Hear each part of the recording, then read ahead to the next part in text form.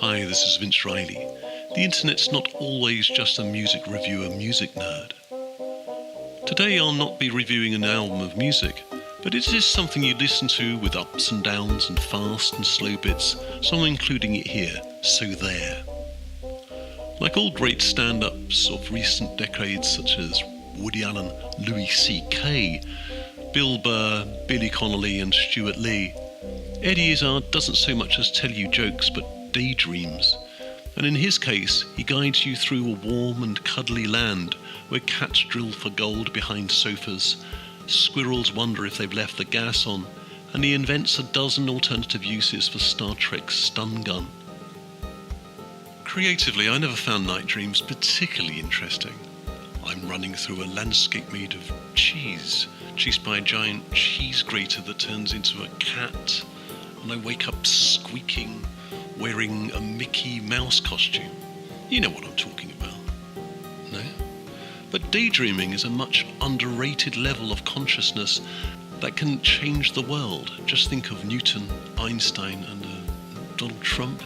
Anyway, Eddie Izzard's cosy stream of consciousness, spoken in his own voice and still largely improvised using the device of endless footnotes, makes this a perfect audiobook.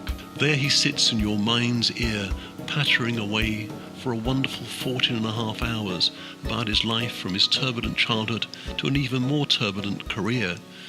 First as a street artist, and then achieving everything a stand-up and nature of film actor could ever achieve. He also speaks at great length about coming out as a transvestite, which is something I never quite understood until he explained it to me here in some detail. I always assumed that transvesticism was a type of fetish, which of course it can be. You know what I'm talking about, no? But for Eddie Izzard, it's a question of sexual identity rooted most likely in our genetics. We now know that there's a gay gene, so why not one for transvesticism? Or for that matter, why not a homophobic gene? Or even worse, a gene impelling you to love musicals? We'll see. I have to say that the last part of the book revealed an ego getting a touch out of hand when he recounts his albeit amazing achievements raising millions for charity as a marathon runner, or proposing a not altogether original theory of astrophysics that the universe is round. Actually, Lawrence Krauss claims it's probably quite flat.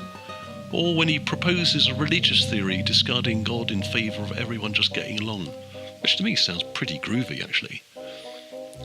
I'd rather recommend the audiobook over the actual book for the simple fact that the spoken improvised footnotes makes it much longer. In the end, I found Eddie Izzard's audiobook version of Believe Me, a memoir of love, death and jazz chickens, a wonderful revelry, lying in bed in the darkness of the small hours. I thank you for listening, value any comments, and what the fuck is it with these jazz chickens?